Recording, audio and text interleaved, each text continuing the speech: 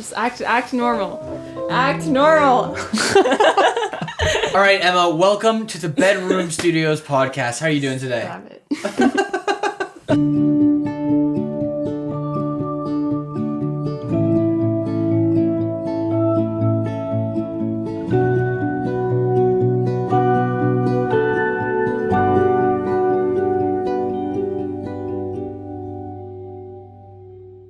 My intro, I have it memorized. Settle in here. Should I see if I can do it memorized? Let's do it.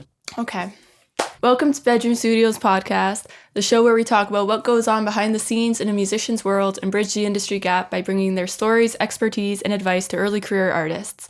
Join us for a fun chat about life as a creative person, tips and tricks for pursuing an artistic career, navigating the music industry, and more. My name's Emma De La Rosa. I'm a songwriter based in Toronto, and today I'm interviewing Jonathan Karkar.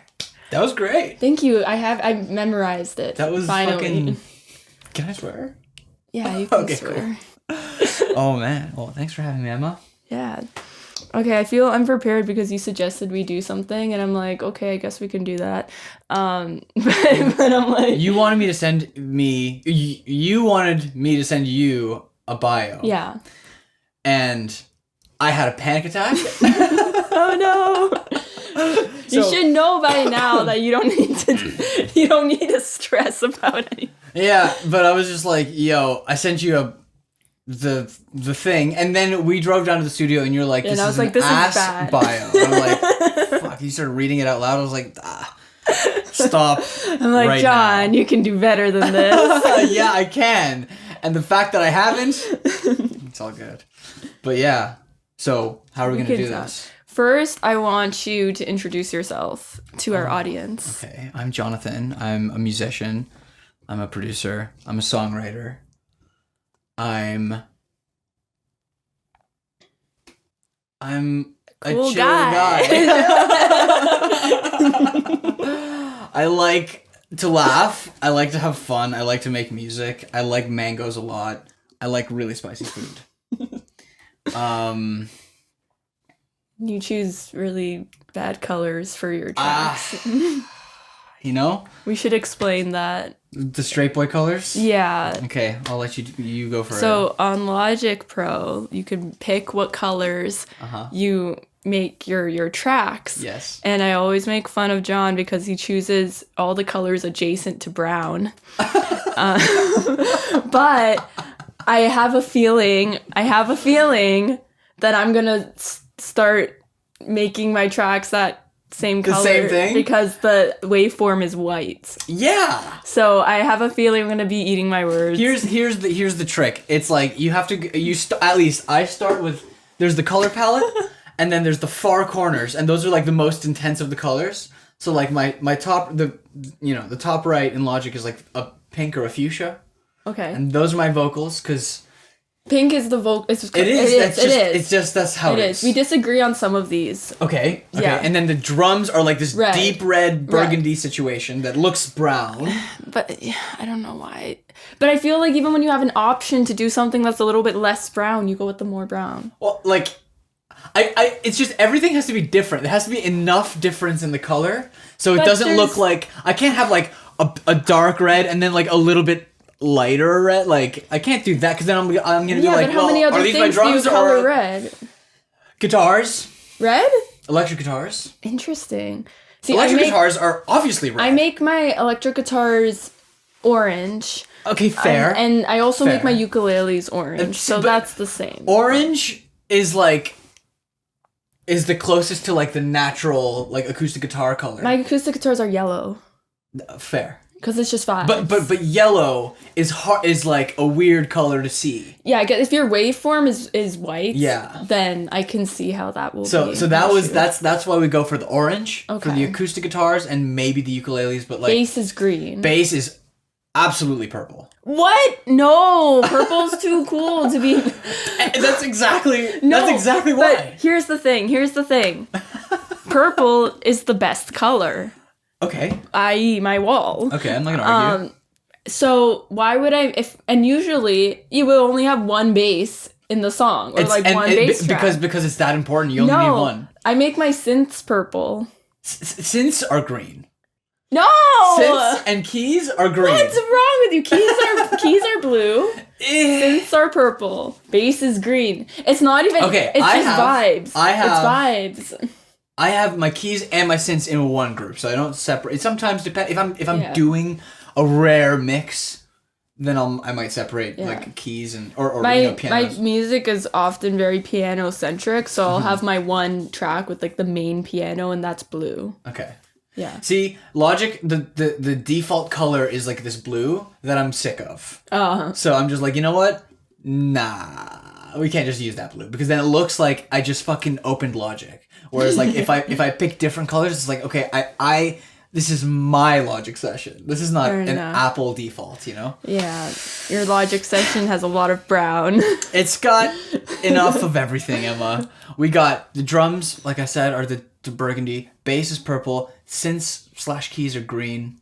Acoustic guitars are like the orange natural color. Yeah. Electric guitars are the red.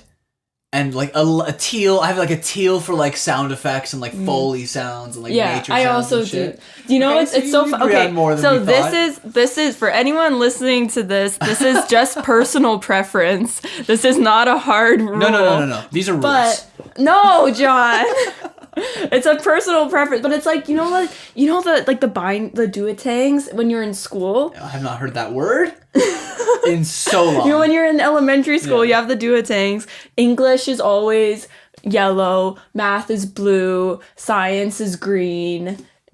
Like it's the same. It's like it's vibes. That's crazy. It's those vibes. Are crazy colors for those things. What do you mean? It just is what it is.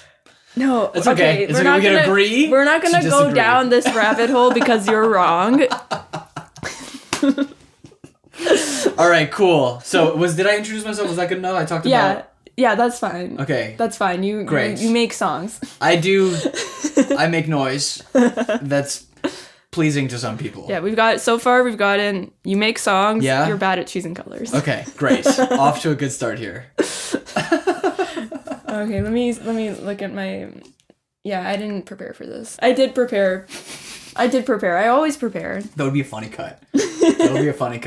I prepared for this. I'm so prepared. I'm so prepared for this interview. Well, I didn't. Hilarious. Usually, I do more research, but we've been seeing each other once a week for every week, multiple times a week. If you needed to do more research, there's an issue. Yeah. At this point, Yeah, that's why like when you sent me your bio, I'm like, this is so bad. I'm like, you didn't give me anything to work with, but I already know all the things. Okay. So it's okay. Because I was sweating about that one. I was like, dude, how do I? Because like okay, let's move on. Do you want to talk about that? About what? About the bio? Yeah, let's talk about that. Okay, let's talk about it. Let's talk about that because writing about yourself is hard. Yes. A bio is an industry document. Right. So it's like you're presenting yourself to a specific type of person. Right, which is just me. Okay. No, I'm just joking. Okay. It could be and writing about yourself. Writing about yourself is hard. For me, writing about myself is well, I don't know. I feel like for most people, like when the thing that you're talking about or writing about is you, it's hard to see the forest for the trees. Mm-hmm. At least that's just my experience. So like, if I'm trying to help someone with their bio or with someone's grant application or with someone's anything else, it's like way clearer because it's like I just see the thing. Yeah. But for like, especially a bio, like you're supposed to talk about the like good things about yourself. Yeah. Like what? When you look at someone else, the good things about them are seem obvious. More, but it's like more objective. Right. When you're looking at yourself, there's like good things about you. Right. But it's like, nah, that's not. Exactly. Or like, so you have an accomplishment, and it's like, oh yeah, but like when you compare it to blah blah blah, it's like not that big of an accomplishment. Exactly, and even saying like I've accomplished. You know what I mean? Like I'm not. I don't want to fucking talk like that. Like someone else can talk like that on my behalf. And like writing a bio feels like you're writing on your behalf. Yeah. And I don't like that. Because it's just fucking fake. It's just the whole thing is like bullshit. But here's the thing. Jonathan Karkar has, like... Here's the thing though. I have like a little bit of perspective doing the podcast and having people send me their stuff. When they send me their stuff, if they don't have their accomplishments listed or they don't write about what they've done, that makes my job so much harder, and I actually have to go searching for that information. Yeah. I want them to have that information included, because then I can ask them about it in the podcast. And like it makes my life harder when they don't talk about themselves. Right. Honestly, do you know Muso.ai? No. It's this thing that it seems like a company or it's like an initiative to try to streamline music credits. And like there's like a 14-day trial, and you can have you can see all of your, I don't know if it's perfect, it's probably not, but you can see all of the stats for any given, musician or writer or producer or whatever. I just haven't paid for the thing, so like I used the free trial last year, and I just haven't paid for the thing, so it's like I have 2.3 million. What the fuck? Apparently, I don't know. But like I would have. That's probably a lot of songs. That's probably might be useful actually for future guests. Like I don't know if it's free. It must be free. Just search someone else's like Muso.ai and go look at their shit. Could you imagine them coming to an interview and being like, "So I heard you have 2 million streams." Like, what do you mean them coming to like what? Wait, do you mean like searching the people I have? If you have someone come to a podcast, you can go Muso.ai. That's what I'm saying. I'm like, imagine you didn't search yourself up, and you come to my podcast. And I find out here. Yeah, that would be so funny. Yeah. That's how I found out, because I was like, 2 million streams is crazy. You made a lot of songs. Yeah. Adds up. I guess so. Yeah. But I think also another thing is that like people that you're trying to pitch yourself to don't know you personally. Right. And having stats is really helpful because I think it is, because you're legit. I know you're legit, and I know that you make great music. But I think like a lot of people, like they're not gonna. They want the social proof. They want the proof. Yeah. It's weird. It's hard because it's like, I don't know. I don't think any of that shit has ever been the reason why someone will come and work with me. Not like any particular stat or whatever. Usually it's somebody finds out about me through somebody else or word of mouth or whatever. I found out about you from the podcast. Right. That's so crazy. Full circle right here. Full circle. But that's how it usually works. And then people come in and it's like, oh, that was a fun time. And then that's how we get going. It's not like, this person has this many streams and has made this many records with all these. It's like nobody seems like nobody cares. For me, it was like the word of mouth and like how people spoke about their experience working with you, and then also hearing the songs. That's amazing to hear. Yeah. Hearing the songs is like, that's important for me. Like sometimes you'll listen to, no matter how talented the producer is, sometimes you'll listen to the songs and like you don't see your own music or style fitting in with what they do, and that's not a bad thing. It's like everyone has different styles, but I could see like your intuitions where they would align. Yeah, like you feel a certain kind of resonance with some people, and well, I appreciate that. That's kind. And it went well. Can you imagine being like, yeah, John, actually, I had a terrible time. That was the worst. How, like, I'm never, ever doing that again. Guys, never work with this guy, right? But, yeah, But stats, I'm sure there'll come a time where stats... I don't know. Ew. See? Ew. I don't like talking about stats. Anyways... What else should we talk about? I want you to talk more about, you said stats aren't the way that people like find you and work on you. So can you elaborate more on what has worked for you? In terms of like working with people. Well, like growing your business. Okay, well, I guess the most useful information I can share is like just an insane amount of co-writing sessions. Just this full-time pursuit began during COVID, and at that time I was just trying to line up as many writing sessions as I could, and like no restrictions to anything. Just like let's get in and write some shit.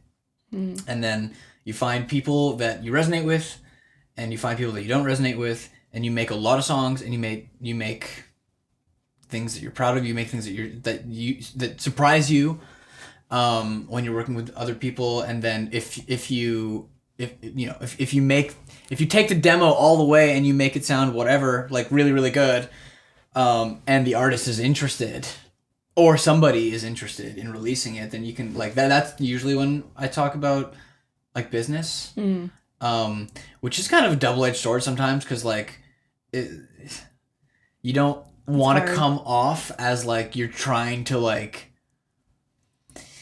trap people. Like it's like the idea is like I want to work with people that I like to work with, and I'm sure that's probably true for the whoever is.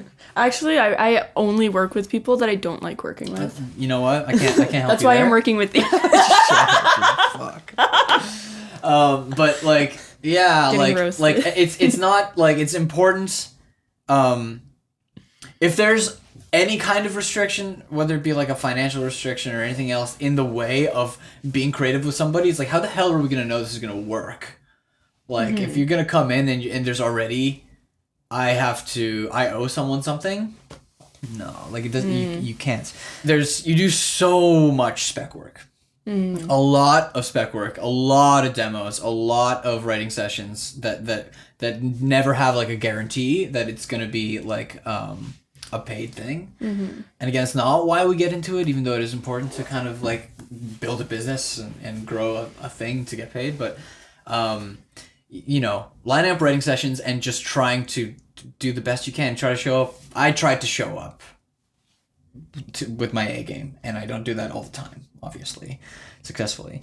But I try to show up with my A game. The goal is to leave a writing session with a demo, or whether it be just a piano vocal or something more fleshed out, whatever is possible, so that we all have something to listen to. And then we might make something that might not be right for anybody in that room, but it's still worth having that thing been made. So, it can be in the catalog, and if there's a time and place for it in the future, it exists. So there's no like obligation for anyone to spend any money or to do anything. But yeah, what was the question? The question was, how do you grow? What was the question? I don't remember. But you answered it. Yeah, you did good. You did a good job. Okay, great. Good job. Great. Woo! Yeah. Okay. Man, I had another question in my head as you were talking, and then I forgot. Shit. Yeah, give me a second. Yeah. Give me a second. We'll do a nice little cut here. Oh yeah, I was gonna say, doing so many writing sessions and working with so many people, you probably over time develop more intuitions for like how you click with other people. I feel like we're kind of the same, where like we get it, like we're both nice, we get along with everybody, Yeah. But then there's some people that the vibes just like really vibe, and then it's like that's something I'm learning more now, is just like all the different dynamics in a writing session, Right. and like they've all gone really well and it's all been fun. What dynamics and personalities do I really connect with, and right. like a lot of creativity comes out, like all the different. It's so interesting, like the process of a writing like the amount that you grow personally in the process of getting better as a writer and getting better as a like doing this industry thing, like you have, because it is a people thing, you know what I mean? It's like I find like one of the things that I do often in a session, like in a first time session or whatever, is like as soon as it's appropriate, offer some trauma, without it being a trauma dump or something, but like just offer something just to signal like, okay, this is a safe place. Yeah. We can talk about these fucking gross feelings or whatever the fuck is going on, and I'm comfortable talking about it, so that's gonna probably lower someone's guard, and we can start, and that's usually the way I like to start. Every case is different, but generally that happens. At some point we start talking about things that are like meaningful. Yeah. Or I'll offer something so that it signals like we can chill. You can come here and be safe, and talk about what we need to talk about to get these songs, because like that's the best way, I think. Yeah. I've been finding recently that what really helps me in the writing session is when like we're having a conversation, we're kind of talking about what we want to write about, we might even have started writing the songs or the song, and like I'll say like, okay, this is like you were talking about this thing that you may have like glossed over or said briefly in passing. Info dump on that thing that you just said. Like, tell me everything about that thing. Right. Because I find like when you're writing about someone else's story, you sort of relate it to your own experience and try to contextualize it. But like sometimes, like because it's not my story, I might like my intuition of like where the song might go or where the story might go is different from that other person. So I'm like, I like getting the full picture of their experience and then trying to use some of the things they said, like if I'm contributing a line or something, like trying to use bits and pieces of their info dump in that line. Well, that's like the best way to do it. Like I like for me, when I'm in writing sessions with just like myself and another artist or something, like oftentimes we'll just be talking. Yeah. And then someone says something. It's like, where's the guitar? Like, and then it starts happening because you need to like it's I don't know, for me it's hard if I'm trying to think about lyrics before I know what's going on, and sometimes it happens like the session the other day, like sometimes you just kind of start doing something and then it sometimes there's a goal, there's like I want to write about this and this is how I feel about this thing, and other times there's like a general idea or a vibe or a feel, and you just kind of start going and then it presents itself to you. But you can't really do any of that without talking and just like chilling and hanging out. So like it usually like the first 45 to like hour of a session is just fucking hanging out. And it feels like it's necessary. It feels like without that, it feels like it's like the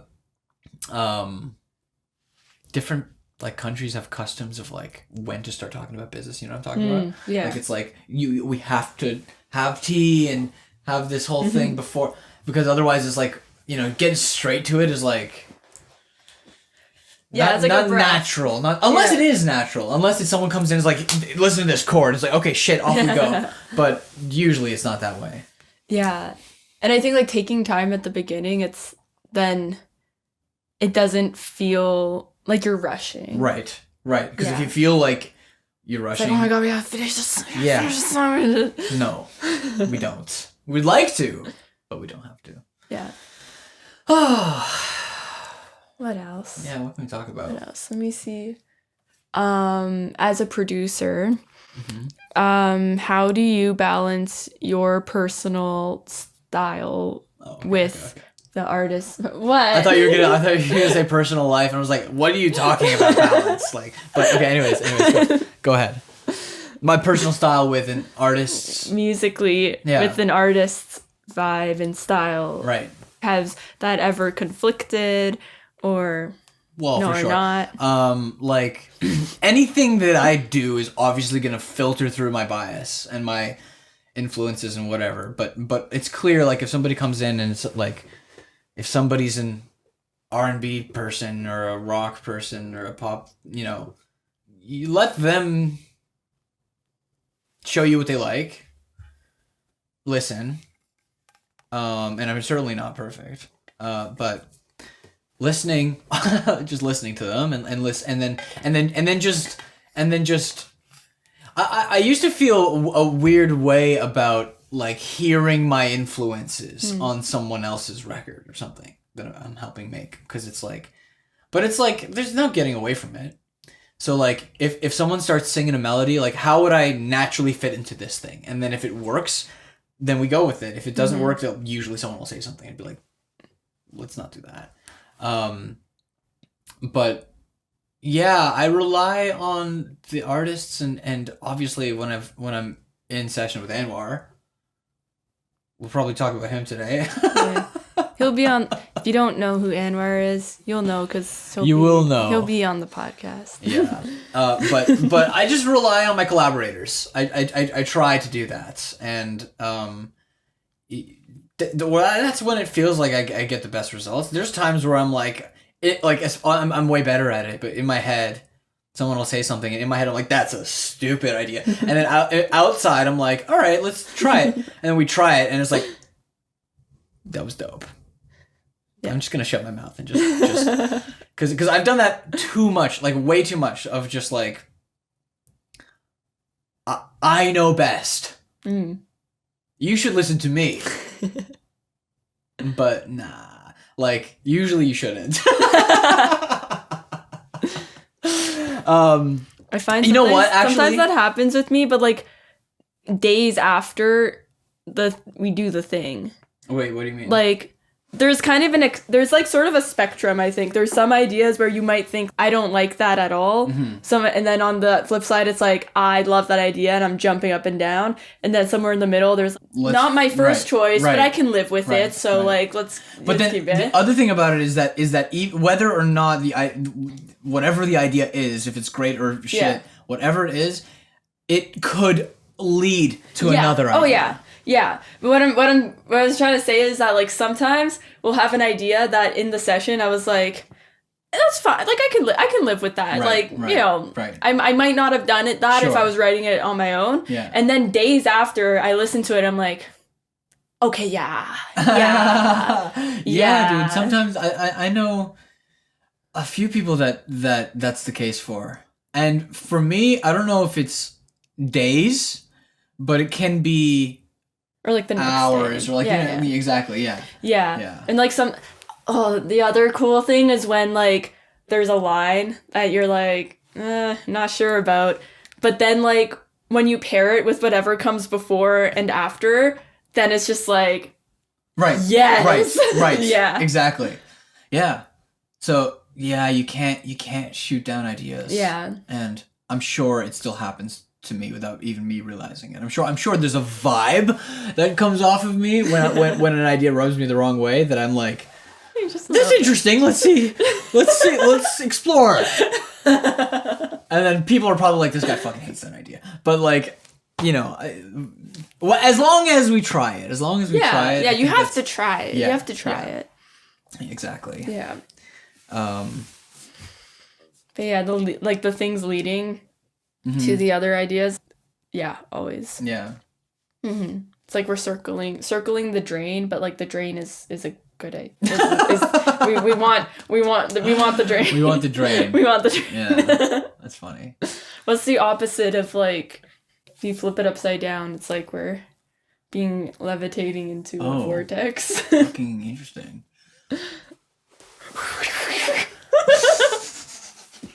That should be the clip. The teaser, the clickbait. Yeah. Oh, nice. Wait, we gotta both do it. What? Okay, ready? Am I? 3, 2, 1, go. That was awful. We just spun around. Okay, Emma, what else should we talk about? That's a good question. It's been half an hour. We're going strong. Going strong. Pretty good. Okay, I have strategies for speed and workflow in music production. Oh, that's a great topic, actually. I just stopped asking questions at this point. I'm like, so just like speak. Topic. Speak. Go now. ahead. Being quick. Like obviously, you know, putting in your 10,000 hours in whatever the thing you're doing is obviously but that's probably goes without saying. I find I guess it depends on what kind of thing you're doing, but like whatever gets the song happening, whether it be just a loop, recording a guitar loop or a piano loop or some instrument or whatever, and just fucking letting it go until you can't stand it anymore, and then we pause it, and then we write a song. I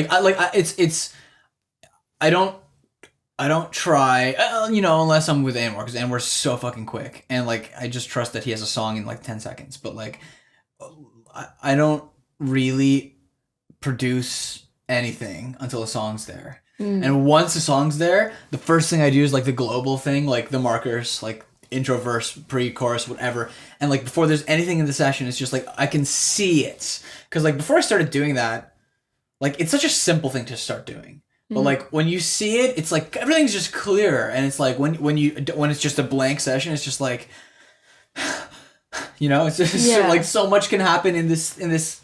So and you can like jump around between exactly sections and kind of know where you're at and not be lost. It's like so organization, being organized, is key, and then just being ready to.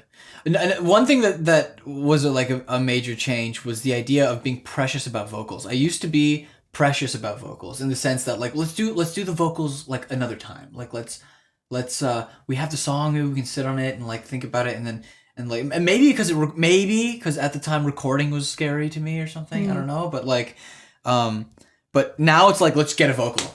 Let's just get a vocal at the end of the day. No matter how good or bad it is, let's just get it. If a song exists, obviously. And then so often that ends up being the vocal. Yeah. That ends up and I'm giving away the secret, but like usually I'm like let's get a scratch. Usually it's like the final. Because like there's something about the day one. There's something about like the there are times when you're writing the song, you're already in the emotion. It exactly, and like there are times people have come in and recut a vocal and it gets better for sure. But the idea, when you're in there and you're thinking on your mind, it's like this is a scratch. This is not going to be the real thing. It's like you're loose and you just go and you do it. Whereas like if you come in like today's vocal day, it's like that's like the scariest like yeah the anxiety the whole lead up to like the night before where you're like I hope I wake up and can talk and everything feels okay. It's terrifying and daunting. It's different. The way we did the project is these weren't writing sessions. You had your songs. Yeah. So it was like, okay, today's the vocal day, but so you can't get away from that. But if you're doing a writing session, it's just get a vocal at the end of this 4 hours or however long the session is. And so having just a vocal chain that's reliable. Like I've made a fuckload of vocal chains, but Anwar's one is the one for everybody, for almost everybody. Well, there's one artist I can think about that it actually doesn't work for, but everybody else, I'm like, I could spend time crafting a sound, but this just works. So I'm just gonna load it up, sing it. It sounds amazing. I don't have to do much, like maybe declicking and denoising or whatever, but like, did you use the same chain for the flute too? Probably. I'm a musician in my heart. I'm like, and as a result, I have learned a little bit about engineering and about like the technical things, and I've gotten good. I think you're okay. Thank you. You're okay. but like what's on my mind is not unless it's clear that this doesn't work or this sounds bad. Not sounds bad, but this just sounds wrong. This doesn't fit the fucking puzzle. I just pull up the thing and like when it comes to guitar, like lately I've been getting a little bit more creative with recording guitars and stuff. And like Luke showed me like the mid-side recording. I think we did that on a couple songs. We did that on anything we recorded guitar for. We did that. Yeah, acoustic guitar. Yeah. So that was interesting. But before that, and even now still, like that's my only other option. Like not only other option, but I think about that. Or I think about if it's time to record a guitar, it's like get a mic and set it up and fucking record. Like and if I hear problems, I'll address removing the mental barriers and just like getting something. On and physically having things ready. Like in writing sessions, having a live mic like ready to go, whether it's to cut a guitar part or a vocal, having the mic, the booth on, just like ready to go. Like having in the studio, I have some loose cables where at any time I can just connect a microphone and get going, and just making it. Getting the technology out of the way as much as possible. Having a setup like that is super helpful to, Yeah. to being quick and like just banging it out. And it's just and the quicker you are, the less time you're thinking about it, usually the better. Mm-hmm. You know, not in every case, but like, but if I'm not thinking about it, usually something's happening. Something that's, if I'm thinking about it and I'm like, let me make a sick, it's fucking ass always. But if I'm just chilling and vibing, or if I discover something and then I explore that, that's a different thing. But if I'm like, I'm gonna impress, I'm gonna wait till I hear. We're gonna make a sick beat. We're gonna hear, yeah. Wait till I hear what I have We're to say. gonna write a hit today. Yeah, dangerous. But I think that's a great question or subject, like how to be quick, and doing it a fuckload. Yeah, I sometimes when I'll try to, like if I try to get an idea down, or we're thinking about a sound, and we want to like record that sound. Yeah. It's like when I feel like the artist is waiting for me to and like watching me on the worst. Waiting for my computer to turn on. Like that's also like that's something that I like that comes up like regularly, where it's like the room is waiting for you to do something, right? And it's like oh, I have to be amazing right now. Shit, how do I do this? And then it's just like a whole bunch of overthinking and a whole bunch of like this is the worst, because like especially when people are quiet, it's like, oh, I'm worthless. They hate everything about this. This is a shit show. But sometimes that's not even the case, especially with Anwar. Like there's been a few, Do You Forget that song? Did you forget? Yeah. I was working on this guitar part, or like I started playing the guitar part. Yeah. And then he was just in his phone writing, but wasn't like reacting. Yeah. And in my head I'm like, this is not good enough. This is the worst thing ever. Like how I need to change it up. And then I mentioned it. I was like, you know what? I think we'll switch it up. And he's like, do you want to hear what I have? And I was like, okay. And then he starts singing, and half my brain is split between how terrible this guitar part is and then the song, at a certain point just takes over. I'm like, yo, dude, this is sick. So like, I don't know, I'm trying to balance the overthinking. Yeah. I don't know if it's possible. But I think if you tried really hard, you might be able to do it. Can you just be better? But I was thinking about this even last night. I was like, getting better is hard. I think it's something that just happens. But you gotta be working towards it. Yeah, but like what I'm saying is like, if you set yourself down a path, then it's just gonna happen. Right. And you don't have to force it. You're setting yourself on a path that's gonna result in growth. Yeah. And you don't have to worry about it happening, because if you're on that path, then it just will. As long as you stick on it, yes. Yeah. I agree. Like you keep focused. Right. And but also, I think, and focus is obviously important, but I think before focus, like curiosity. Yeah. Like if you need to be curious. You can't be creative unless you're curious. Exactly. So like somehow I don't know if you can just be curious. Like I think you just. Well, like, but even like when we're on the way to the studio, and we're driving down the DVP, and it was. The fall is a rough time for me. So there are a lot of days where I'm just like, oh, God. And then we drive down the DVP. I'm tired because I don't do mornings. We turn the corner and John's like, wow, yeah. Look at the colors. Yeah. Look at the leaves. Yeah. And it's like, I think like part of curiosity is seeing the beauty in things that people would normally find mundane or just like run of the mill. That's crazy to me as well. Like I think I told you. Or like you going outside and mom, the sky right? is blue, and it's like, wow, oh, beautiful. The sky is blue. Right. And like going to the dock, and like the dock has done wonders for me. It's like explain what the dock is for our at the studio.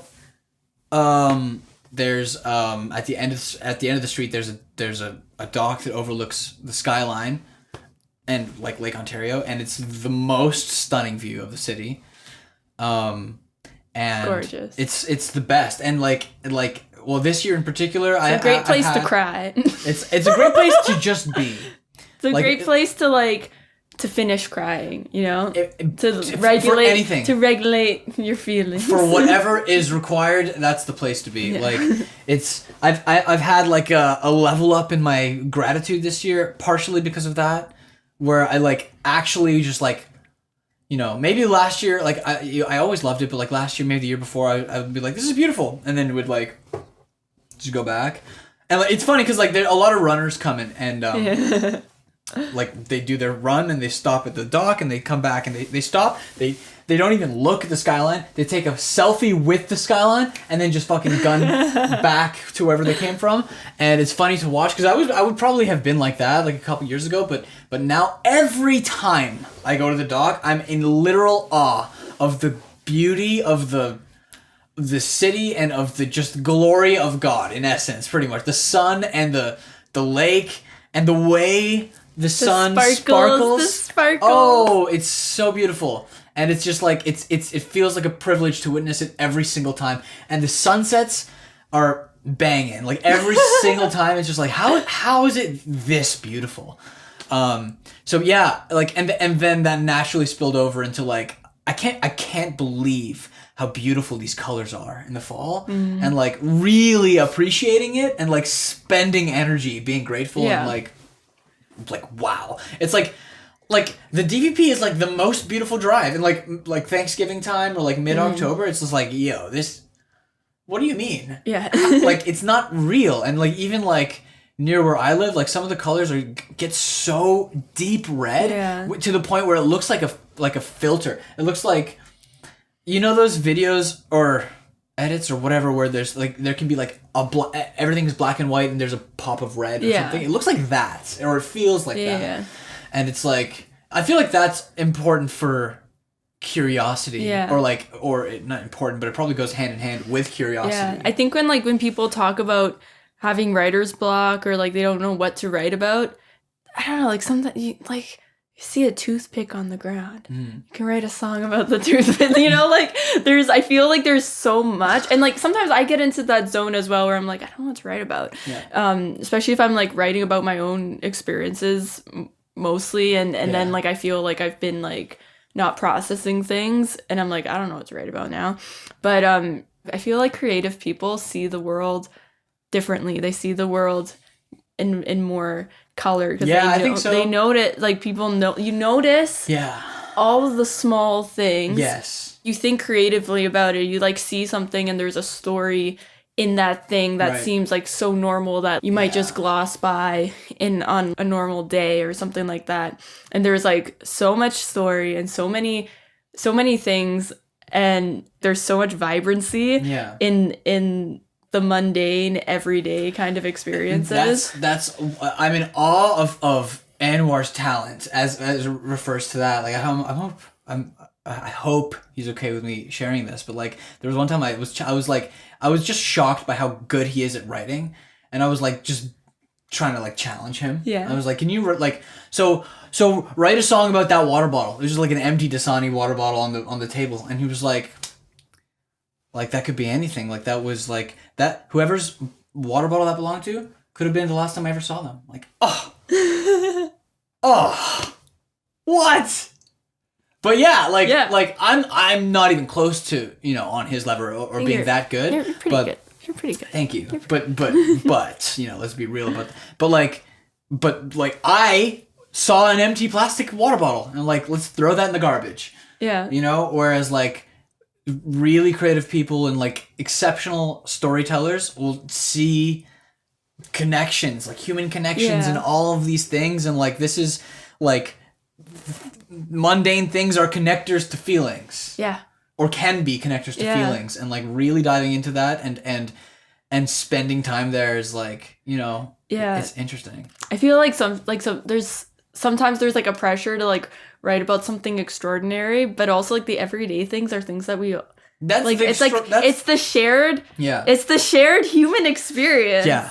The things that I connect to most as a listener are those everyday things. Yeah. And like even back to the bio writing stuff we were talking about, there's sometimes like so it's hard to write about myself because the things that I experience on a daily basis are normal to like that is my normal. Right. When someone comes to me, they're like, "Oh, I love this thing that you did." I'm like, "What are you talking about? This is what do you mean? Yeah, That's like that's not special." Yeah, it's I feel like that all the time too. It's like our songs are like they're taking things that everyone experiences that in our own experience we view as being normal, not very special, just everyday things, and it's making that special by putting it into a song, and then people connect to it and they feel seen in their experience. Yeah. And they feel a little bit special because someone's seeing something that they view as ordinary. Right. But now it's in a song and they connect to it. There's another I should let him say it, but another piece of Anwar wisdom was like that's obvious when you think about it. It's like, what did he say? He being an artist is like how it is about how you're like everybody else. Yeah. Not how you're special and different. And it's like when you say it, obviously that makes sense. But it's like but like when you pursue this thing or like an arts career or whatever, it's like, how can I be great? How can I be great? Like it feels like a lot of people start that way. I certainly started that way. Mm-hmm. But it's like it's about how you're like everyone else, and it's so true. Yeah. And it's like, and that it's the small things that are that's what connects everybody. It's not the fucking giant. Yeah, and it's like leaning into the things that are authentic to you, and that make you who you are. And yeah, that's been a weird journey I've been on recently, as you know, because I realized that the path that I was putting myself on was like adjacent to the things that I really wanted to do, but not fully committed to what I like really, really wanted. I don't know why. I think I was just scared or something, or I didn't think I could do it. Right. And even like how I present myself and like how I interact with people, it felt like I was subconsciously hiding parts of myself. And then I realized that I'm like, oh, this is so much energy being put into trying to be something that I think that people want to receive. But it's not even, no one's even asking for that. Right. It's so my own, like, making it up in my head what I think people want. Yeah. It's kind of backwards. Well, it's obviously backwards when you think about it, but it's weird how it's like you kind of trained into that. Yeah. You trained into like... Yeah. And one person calls you weird when you were 8 years old. And then your whole life is different. Like it's you know, it takes bravery to just be who you are sometimes. Yeah. Because like that's why we need artists. Yeah. It's that's like the thing that I've been so aware of lately is that like as much as I love what I'm doing, it's like I'm hiding behind all of these artists. I can pitch an idea that even resonates with me and feels like I connect with, but then I can give it to someone else to sing and they can take it and they can be brave and I can be a little coward in the studio, you know. But you know, I don't know. I think that's why we need artists for sure. I think that's that chapter, yeah? Yeah. How do you set up your schedule, I guess, and avoid burnout? I don't know if you successfully do that. How do you not get burnt out? So like we did for the most part one session a week, and after every session I was like zero. I was drained. Yeah. Well, it's a little different because you are going to that place. You're going to that emotional place, which is like I'm not going. Yeah. So that's different, but but I don't know. Like avoid burnout. Like that's like let me get back to you when I figure that one out. But I like to schedule. Generally speaking, I've got 2 sessions a day. It's like that's a lot. It's pretty good though, you know, like it's a blessing. It's a lot. Yeah. But it's a blessing. It's like 1 to 5 is the first slot, and then 6 till usually 10 or when we're done. And I like that for me because I get to skip the morning rush hour traffic and the evening rush hour traffic. So that's awesome. I like to have my slow mornings. Me too. I like to I get up and I take Brandy to the park and we chill. Brandy is a dog. Yes. And she's the most beautiful dog. I take my alcohol with me to the park. Rise and shine. 9 a.m. at the park, me and my Brandy. But I like that because I get to be outside and, you know, hopefully soak in the sun. Yeah. I love being outside. But yeah, so I like doing that, and then usually I'll take her back home and then go to the gym or whatever, and just kind of fucking be easy about it, and then around noon I leave and I go downtown, and then we start sessions. So how do I organize my schedule? That's you know, that's it. It's usually that. It's not. Yeah. Yeah. You know, I was having a conversation with someone a while back. And she was talking about how exhausted and burnt out she was, and she's like works like multiple jobs and like she likes her job, like for not all of them, but like for some of them she likes, and they fill her cup. She's trying to do a lot of creative stuff, and so that she doesn't want to stop doing that. We were kind of saying to her like, you need a break. But then I was thinking about it. I'm like, if this was for me, like when I'm feeling burnt out, to take an extended amount of time off, that's like, that doesn't help me. It's worse. Like, I love doing things. Yeah. Sure. Yes, I could work on this, my relationship to rest, and like I've been better at this, like allowing myself to rest and not feeling as uncomfortable when I'm not doing anything. So like sure. But at the same time, not doing something is like not always the solution. Having the slow mornings, that creates a good balance for me, where I have a pocket of time in my day that is not go. Right. Yeah, and I can't slow down in the I have trouble slowing down in the evenings, and a lot of music things happen in the evenings. So for me to try to go to bed early every night, that doesn't work, because if I'm playing a show and I'm used to going to bed at 10 o'clock, which has never happened in my life. But let's say in some dream world, I go to bed at 10 o'clock. I'm playing a show that starts at 9 o'clock. I'm not going to be able to survive that. So like... it's slow mornings are great. Yeah, I don't know. Dealing with burnout is tough, because like you technically do need a break, but it's like, but I am ruthless with myself in here about it. It's like, look at you, look at all this work that needs to be done, and you're sitting around. Yeah, get up. That's why I haven't been reading. I want to read so bad. I like reading. I want to read. There's always something, like I have this whole list here on my wall of things I need to do. And so I'm like, oh, I can't read because I'm going to be reading for, like, let's say I read for half an hour. I could be working on those things. But then I don't work on those things and I end up scrolling. Because I'm like, oh, let me scroll for 2 seconds, and it turns into 2 hours. The worst. I hate this thing, dude. This fucking device is like, I'm slowly trying to distance myself from it. Like I downloaded this app that blocks social media for like 1 to 10, like my work day. And like whether or not I'm like, it's just every day. And that's been good. I'm gonna start trying to like sleep with my phone not in my room. Because like the first thing I do is fucking rot my brain at fucking 8:30 in the morning. It's like, what's so important?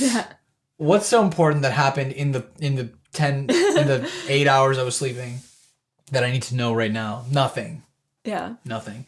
I don't know, like, the scrolling thing is the worst. It really, it's like, it's rough. I can feel my brain your screen time? My screen time is awful. Are you willing to share? Bad. I don't know. Wait, I have my phone right here. Let me see. Do you want Instagram? Whatever. Because I don't know. Screen time. And my screen time is not even accurate, because it's like every day I get my 1 hour, you've been warning that I've been on Instagram for an hour, very early on in the day. It's bad. It's so bad. Time management. Let's see. Oh my God, on Saturday and wait. This past Saturday, that's weird. Because I was so busy. On Saturday and Sunday, I spent 3 hours Insane. on Instagram. Insane. Like, it's, okay. Yesterday was part of the 2 gig, hours and 35 minutes. But you have to, there is Well, I was part also of on it. when you're on the subway too. Right, like- but there's also part of it where it's part of the gig, where you need to be posting and you need to be engaging and you need to work. Not 3 hours. Yeah, maybe not 3 hours. Like an hour. That's a lot. I was an hour is babysitting plenty. though, so I was just sitting on the couch. Yeah. She was watching TV. We were both watching It's just TV. like how can it feels like wind down, but it's not. It's not. It's really not. It's actually so not. the opposite of it. It's like, let me just, how do I jack up my nervous system right before I go to bed? It's like an itch. Yeah, Like when I haven't checked. Yeah, it's just like, let me just grab this. Yeah. And it's just like, it's just bad. Yeah. I think for me, I need to get things out of my DMs. I need to stop having, because I'm very accessible. I'll be communicating with people through Instagram. I think I need to start just like giving people my number and texting more, because it's the same thing. Right. Once I'm on the app, if I'm messaging someone, then it's like it's a black trap. hole. It's a trap. Oh, I thought about having like a second phone. Yeah. Like one is like the things and the people I need to talk to. Yeah, am I gonna do it? I don't know. but I've had the thought has crossed my mind. Yeah, like the social media phone, and then I could like leave that one totally like somewhere else. Yeah. And then the people that really need to get in touch with me or that I need to get in touch with can reach me on. Yeah. That one. Yeah. What have you learned about production in the last little while that you're excited about? I feel like life has been so busy that like I haven't had a lot of time to like go, because I'll like, well, no, I have. I find for me, I'll like get into a state of hyper focus about something I want to record and then be obsessed with it until I come out of that. And because I've been so busy, it's like only been like a couple of projects that I've done that. I think. Or even no, I was answering I am answering your question. Stop talking. John, shut the fuck up. Editing is the big thing. Oh. For me, yeah. It's always been something that's like kind of overwhelming because of like the workflow, and it takes time to develop a workflow, and so it feels really clunky and time consuming at the beginning. But like especially with the vocals, it's like so tight. Amazing. Yeah. What's another area that you see growth, where you see you need to grow? Where I need to grow? In like any kind of like musicianship, production, like writing. Everything. Well, obviously for everybody it's everything, but like in the immediate future, these are the things that I'm most excited about working on, and like I'm interested in learning about this thing now, or like. Okay. I'm nervous. I'm like, I have respect for you guys now because I'm like, oh, I'm nervous. I have to answer a question. No, I always had respect for you guys, but no, I have more respect. Likewise. Thank you. This one is exceptionally talented, by the way. Stop it. I don't think people know the degree of this one's talent. Stop it. So, watch out. I edit this show, so I can take that out. I'll keep it in. Yeah, you're not gonna cut that one out. Okay, go ahead. Okay. Honestly, a big one is knowing myself. Oh.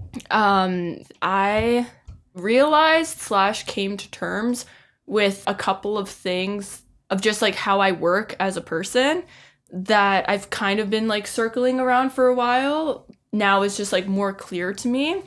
And like I haven't even like really like thought about it all that much because it's been so busy. I can feel it completely change the way that I see myself, like in a good way. I feel like just like knowing those things, I have so much more understanding of how I function, especially in social situations. And that's been really great. It's been interesting to observe just like through that lens how I am in a writing session, how my energy is when I go out, and like how I can manage my energy so that I can go to as many different things as possible and talk to people while like not burning the candle on both ends. So I think like keep on going on that journey, and knowing myself will be good. That's such a good answer. That's such a good answer. That's an answer I wish I would have given if I was asked that question. But I would have given some dumb shit answer like fucking I want to get better at these chords or something, you know. Well, that's a given. Like Right, but that covers it all actually, because like even a good, like a thing that I've learned recently, you know, about songwriting is it's helpful to, if you're writing about your experience or something, it's like being an observer of yourself. Yeah. Like a third person observer of yourself, to be like, oh, that's how you are. You're like that, like in these situations, and you're like that in these situations. Or you're like that and you're like this in these different situations, and notice how you change depending on whatever the context is. And that's the correct answer. Didn't know there was a right or a wrong. That's the correct answer. It's an Anwar wisdom that like he doesn't say explicitly, but when you're around him, you just know like, well, he's very secure in who he is. Right. This is my Emma wisdom. It's Anwar is when what did I say? What did I write down? I wrote, when you love yourself enough to truly know yourself, you inspire others to do the same. Damn right. Yeah. Damn right. Yeah. Yeah. Yeah. Like, I don't know if that's a natural ending, but that phrase would have been a great way to end a podcast. But anyways. No, we still have things to talk about. Yeah, we're gonna Anwar McDonald's. Yes. I'm always like, it's always like an inside joke in my head of like, we talk about our producers and we only say their first name, and then like usually it's a very generic name. John. And it's like, how do I search John the producer? John, music guy. Yeah. So Anwar McDonald, he'll be on the podcast. Yeah. Yeah, we've I been am three looking of us forward have to been that working one. together for a while. Yeah, I'm very excited to see that that episode. Yeah, honestly, it's just gonna be like, give Anwar the mic, say something wise, and don't stop. Just keep gonna talking. like let him talk. Just keep talking. And we'll just make sure to record it. And he's gonna be all cute and like, am I rambling? And he's gonna be like that, and it's gonna be like, listen, everybody is soaking in every single word. Yeah. What a beauty. What a beauty. What a blessing. Yeah, you guys are the best. So are you. Thanks. Feels like a good little team. Yeah. Dream team. Dream team, baby. No, it was the Dream Team plus Emma. That was the group chat name. Dream. Get rid of that ending. Please. But, I also want to just be more automatic with get the hours and get the reps in, so that when I have an idea, I can writing and producing you're talking about? Yeah. I can execute it without the tech getting in the way and just like knowing what to do. And I feel like I've gotten pretty quick on Reaper. Yeah. Which is the DAW that I use. Not anymore. TBD. We're not announcing this. So this is not. We're not announcing this new technology upgrade. Okay. Just keep it a secret. Yeah. You'll hear the songs. Yeah, that's how they'll know. Yeah. What was it? If I won the lottery, I won't tell anyone, but there will be signs, and it's just a closet full of Nutella. What? I don't know. This isn't like a meme or something? Yeah, it's a meme because I spend 3 hours a day on Instagram. Fair. Well, that would be you're gonna be great, dude. You're gonna be really good. Thank you. You're gonna be really, really good. I feel like you're gonna be dangerously good. We'll see. Just because, like, I see, like, the drive is there, the passion is there, the interest is there, the curiosity is there, the obsession is there. Stop it. You know? Stop it. It's not even, these are not even feelings, they're just facts. Stop it. Did I say that yesterday? I don't know. You compliment me a lot. But see, it's not even an intentional compliment. It's like, I'm just reading a list of facts. Stop it. But yeah, you're going to be great, and I'm excited to see... Thank you. The damage that you do. Yeah. Cool. Let 'em know Wow. about it. Thanks. Oh my god. I find like I've just been really tired lately when I talk to people in public and they say something nice. I'm just like I just like cover my face. Yeah, it's weird. It's like learning. Like I remember the first time I learned to accept a compliment Yeah. was actually like a good thing. Like, Oh, yeah. because it was usually like someone would like I would be working at Long McQuaid and I'd be playing piano just Yeah. not working. And then some customer would come and be like, "Wow, it's really good." I'm like, "No, that's not. Yeah. No." And it's like, and then I realized that's not what they want. They are trying to. They're not lying to me. I remember, like, I had a similar shift many years ago because when someone would compliment me or say something nice to me, I would do everything in my power to convince them that they are wrong. That they are wrong. And, like, I would, like, really passionately, like, argue with them. Like, saying, no, that's not true. And I'm like, you know what? I'm just gonna say thank you. Whether or not I believe it. And I'm just gonna take it. Huge. I think I said this to Anwar once. I said, when somebody says something nice to you or like sees something in you and says it, that's a gift that they're giving to you. And you receiving that is a gift that you give to yourself. Yeah, but also imagine giving me a gift and then like give me something that's not valuable. Here's a tube of lipstick.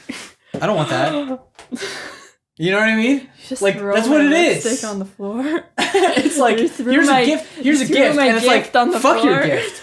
It's like so rude and disrespectful. So it's like, you know, even acknowledging that, because it's like I thought I'm being humble. I'm being this, you know, like modest, humble person to be like no, like this is obviously you've got this all wrong. I'm not even. Yeah. But it's it's like we're allowed to. We're be proud of ourselves. We're allowed to be proud of ourselves. And it feels good because you have to be. This industry is hard. No one like. There's gonna be an ebb and flow of people who believe in you and people who don't, and you are the only. You're the only constant. It's you. So you have to believe in yourself, because then you end up like me, where you're like pursuing one thing, thinking that it's the thing you want, and then you realize, oh no, I really want to be doing this. I just didn't believe in myself. But you know, it's also a journey. I think maybe we talked about this at the doc, like on the. We talked about a lot of things on the. But doc. Like I mean, on your podcast real episode. Oh yeah. Right, like the idea of believing in yourself, because like a lot of people. Talk about believing in yourself. And you know, the process for me believing in myself is an evidence-based thing. It's not like, oh, okay, let me just flip on this. Okay, now I believe in myself. It's like I have to prove to myself I can do something.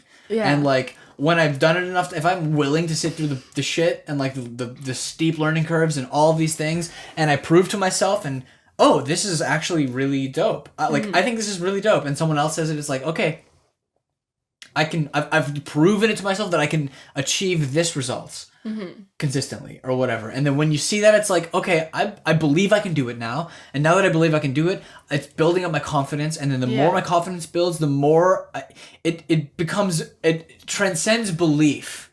And it's just like, I know I can do this. Do you know what's really interesting though? We've talked about your plans for kind of the future of your business. And a lot of them are like really, really big outrageous plans. Like outrageous. Yeah. and I think that it takes like a lot of confidence to I feel like the way I'm gonna say this, it sounds like it's gonna sound bad. It's gonna sound bad. To dream that big, it takes a lot of confidence. You have to be confident in order to even shoot that high, you know? I feel like there's like things that I want that like I can't even conceptualize. Okay. Like I don't even like not yet. You know, like I can't even until I see somebody else do it. Right. It doesn't even come as register as a possibility. Like literally like seeing what Anwar does like as a songwriter in the room and like collaborating with producers. Yeah. It wasn't until I saw that where I was like, oh shit, like I could do this. I could do that. Yeah. I could do that. Yes. But like I couldn't even I couldn't even even dream. That's also so important because like that the same thing happened for me. Like I went to LA for my first like music trip in 2020, like the week before COVID shut everything down. Oh wow, were you in LA during? No. I was there like the first week of March. So Okay. I came back and then everything was like fucking shut it down. So it was like great timing. But I was there. It wasn't a trip for me. I was working with an artist at the time, and she was kind enough to invite me, and I was kind of just like tagging along and like an extra writer in the room kind of thing. I was not like producing or anything, but we were going around to all these sessions, and a lot of them were cool. And then there's one session in particular that that inspired the fuck out of me. It was like because we did a lot of. I just imagine like a little fuck coming. Pew. It's just all the fucks that were inside of me are now outside. But yeah, there was this dope producer that we did a session with. Like we did a lot of sessions, and a lot of the songs were cool, but like a lot of them were like more like, you know, computer producers, and that's dope. Like you can make a lot of but I'm a musician and I like getting my hands on the instruments. And we did this one session with this dude who was like an exceptional musician and just like the dopest guy ever. Like we show up to the session, dude like asked me my name, and we just hi, hello, whatever, and we get in the studio and we just start doing it. And he's got like a Rhodes, he's got a piano, he's got all these things, and then he's interested in what I had to say, and like we were vibing, and it was great. I don't know if I told you the story. Yeah. Great. This is great. Yeah, learning new things. So we were writing the song, and it was awesome. And then like halfway through, I like go to the washroom or whatever, and then I noticed like the plaques on this dude's wall and like Grammy nomination. No, just like going to it. Like, you just like look at the plaques while you're taking a shit. But like it's like I'm not taking a shit in this guy's bathroom. Are you kidding? But like it. The thing was like this guy who's proved to be a dope, not like just by his presence and his energy and his you know musicianship and all this. He's demonstrated to me that he's dope. And then I see all these accolades, and I'm like, this guy did not ask a single question about who I was. He was not interested. He was just ready to start working. Mm-hmm. Whereas like that was so inspiring to me, and then I got to see with my actual eyes what it looks like to do the thing I wanted to do. Because like other than that, it was YouTube and like edited visuals of like what it's like to be in a studio with a producer or whatever, and like I had a completely different idea of what that was like. And then that was like the first time I was like, this is what it is. This is what I am doing. I'm doing this. So like having the privilege of witnessing the thing you want to be doing is so important to like even unlocking the possibility. You know? But yeah, like it's just step by step, you know, and like it's great. Like you were mentioning the outrageous ambition. We need that though. Like I genuinely think I can do it. We need to have the audacity. Like we talk about it often, and like we're like, this is, you know, on almost all accounts, this is near impossible what we're talking about doing. But we think we can do it. Yeah. Like we think we can do it. We think we're prepared with the skills. I think you can do it. I think we can do it. I'm confident. Like it's not even confident. It's not even that like I don't know how it's gonna unfold. It's not that I think you can do it. It's that like I know that you will. Like I know that you'll find a way to make it, dude. You know? Fuck yeah. Right. I know that you'll make it happen. I'm just gonna sit back and enjoy. I'm gonna do this. And just watch it happen. Like, watch it unfold. Yeah. Yeah, you know, like you need to.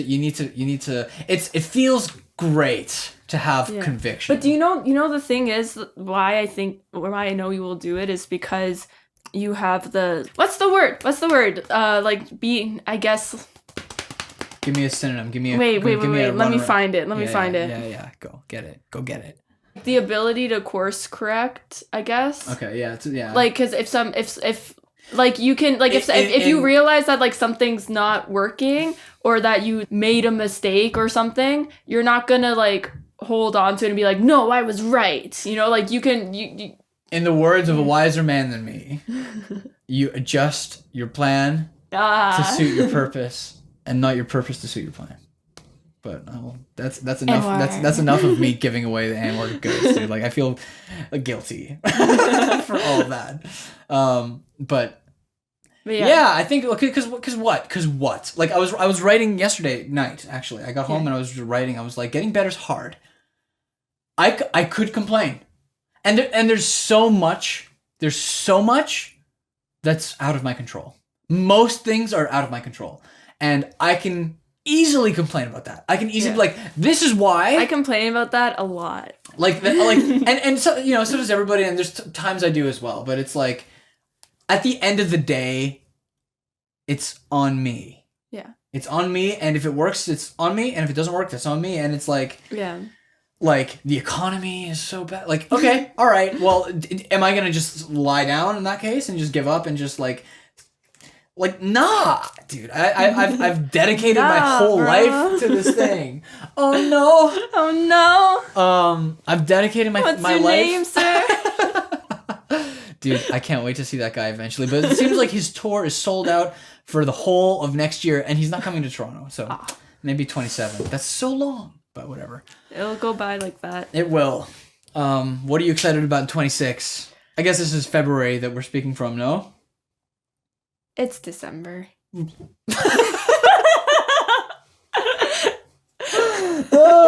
Okay, it's December 17th today. They can know that we recorded December. This is not live? It's not live. Oh, it's not live. The motto for the podcast is we fix it in post. Okay, I love that. But now we're all here together in 2026, what are you excited about? Okay, I will tell you. I'm excited about a lot of things. At this point, I will have finished the EP that we've been working on. I'm currently excited about that. I will still be excited by the time this episode comes out. I'm excited to release that. But yeah, and lots and lots and lots of writing. I think that's the thing I'm most excited about. Like, I'm going to do so much writing in 2026. Amazing. And the Artist Collective is going to be so much fun. I love that. You're up to so much cool stuff. Thanks. How about you? What are you excited about? I have generic answers for you. Just continued growth and continually getting better, and I'm excited to watch the fruits of my labor manifest. Do you know what I'm also excited about? I'm probably going to purchase a jar of Nutella over the holidays. Okay. And just spoon that motherfucker? Yeah. Fucking A. Yeah, I'm going to keep it in my room so that no one steals it. Yeah, that's the way. Yeah. That's the way. Dude, there's nothing like Nutella. They nailed it. They fucking nailed it. Oh my gosh, one time I bought one of the knockoff, like the fake chocolate spreads, and I couldn't even finish it. Yeah. It was the worst. Give me the Nutella. Right. Like, I have to stop buying it. So when I lived on my own, I realized that, this is a couple of years ago now, I realized that I was an adult. And I could, and I had the power. I had the power to just buy a jar of Nutella every 2 weeks. Right. And it would take like maximum 2 weeks for me to finish it if I was being conservative. But yeah, great. Love it. Yeah, like there's a lot of people that make a great product and then they start fucking with it because they need to make something new. Yeah. They just don't fuck with it. They're like, you know what? We nailed it. We know we nailed it. It's so good. Is that in the Ferrero Rocher chocolates? Do you know? Because it's like maybe it's not. I don't know if it's Nutella, but it feels like it's not the same consistency. Okay. It doesn't stick to the inside of your mouth like Nutella. You know what? Sometimes when I get home from the studio late, there's like one of the only things that's open after midnight is like Pizza Nova. Nice. And they have like mini jars of Nutella. And so like I'll get a slice of pizza and I'll get a mini jar of Nutella. It's beautiful. It's so mini that a spoon doesn't even fit in it. You have to just go with your tongue. I go to the outside of the spoon, like the stem of the spoon, and I just fucking. I thought you meant like with your tongue. Well, I'll do that too. But the outside of the spoon is good. You get. Yeah, because like you just gotta. Yeah.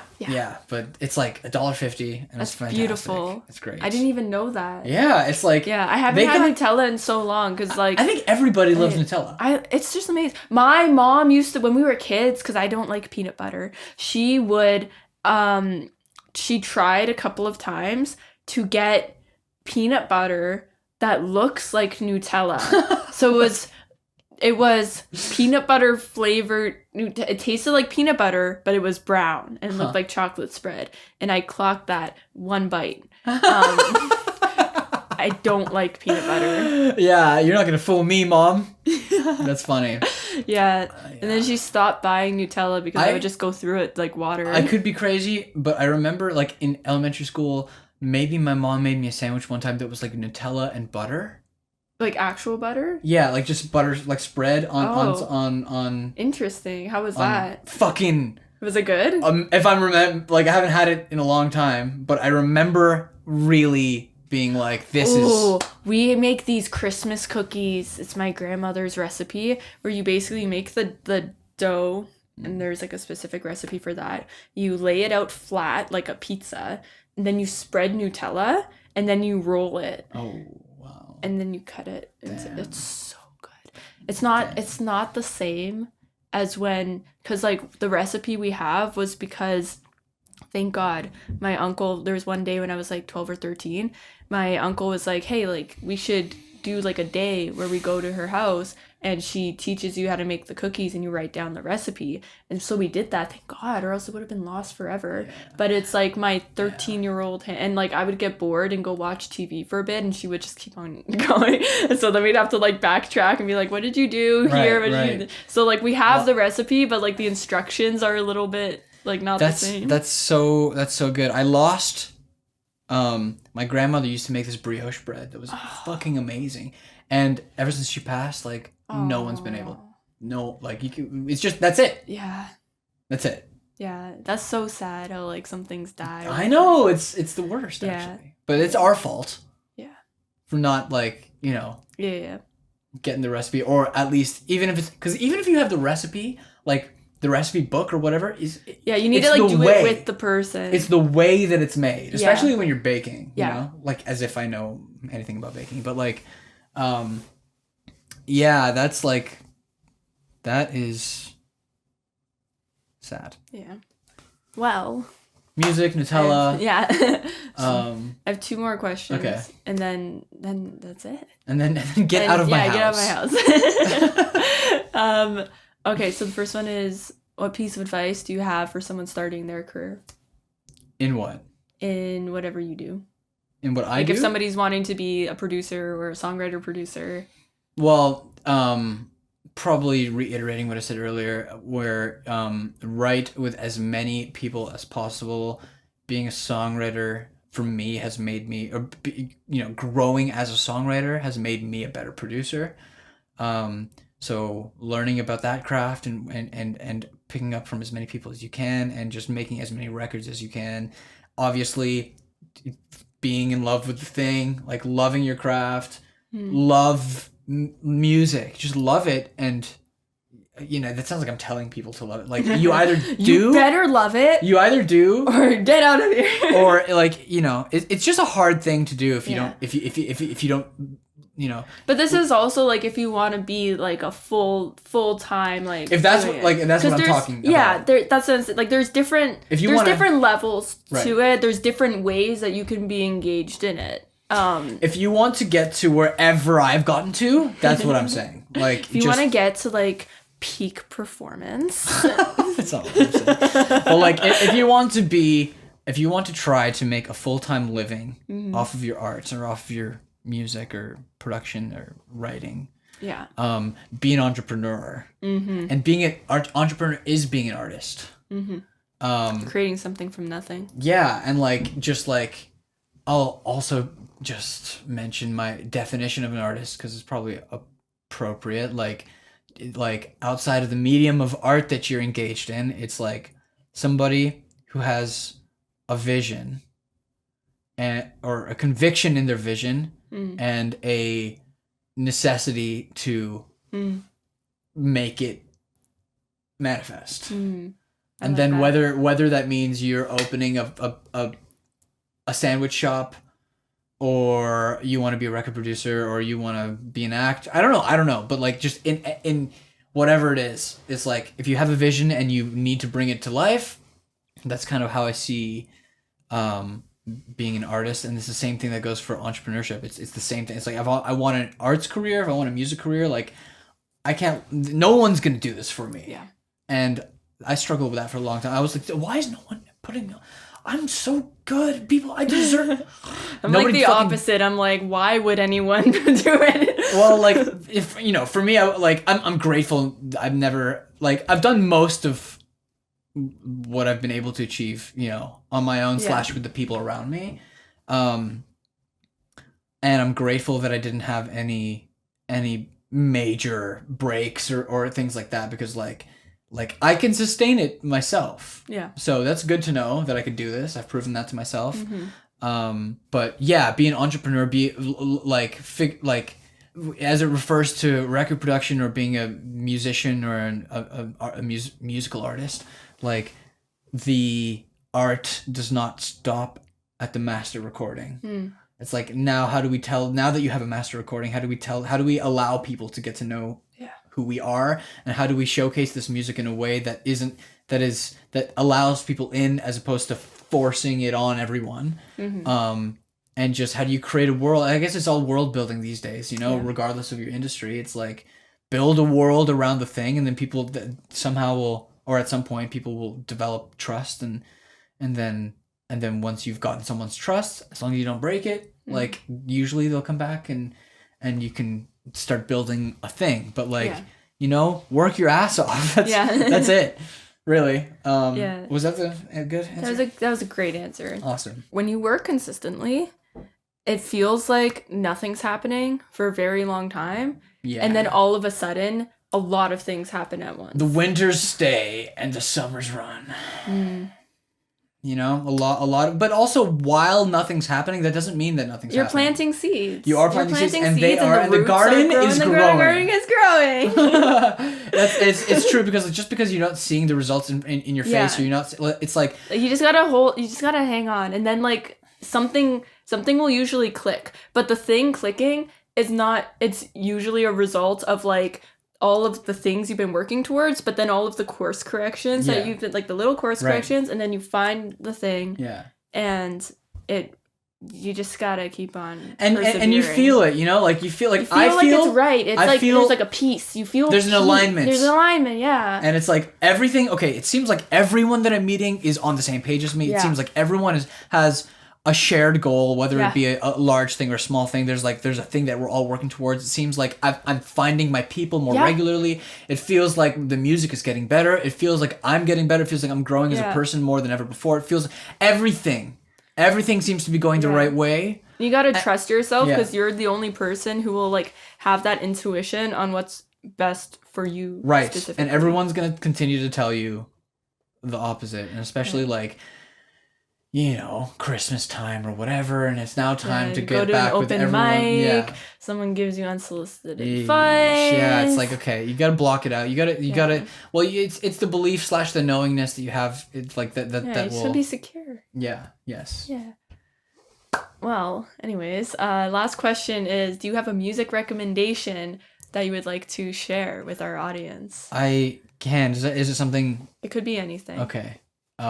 Voices by Jukebox. I would encourage you to listen to that, because I'm exceptionally proud of that record. It's a good song. I think the song is amazing. I think Anwar fucking smashed it. Yeah. I think I did a good job with the production, and I think Luke did excellent. No, it was great. It was amazing. Thank you. And Luke did a really good job with the mix. So like, I think it's I think it's fantastic. It's one of my favorites. I agree. It's like one of those ones that's like, if I were to die today, and if I were to nominate my own kind of like Bohemian Rhapsody, it would probably be that. Like it's kind of a rock opera situation, but it's not really. But it's like, it puts you in. I experience music like kind of visually, and I'll like see pictures and see places when I Yeah. listen to stuff. And so like that song puts me in a place like in some dark cellar somewhere. Yeah. In your mind. Yeah. Yeah. The dark cellar of your mind. Yeah. So I love that song. Yeah. And I would encourage you to listen to that song. It's a good song. Listen to it. Thank you.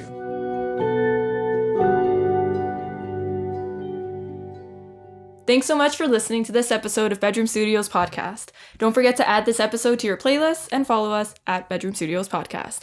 You can follow John on social media, visit his website. All links are in the episode description, and also listen to his music and Jukebox's music. Mm-hmm. That is the production company. Mm-hmm. Thanks again for listening, and we'll see you in the next episode. Bye! Yay! Thank you for having me. High five. There we go. That was a good one. Yeah. Nice. This podcast episode and its theme music was mixed by Luke Fair at Rosetta Sound.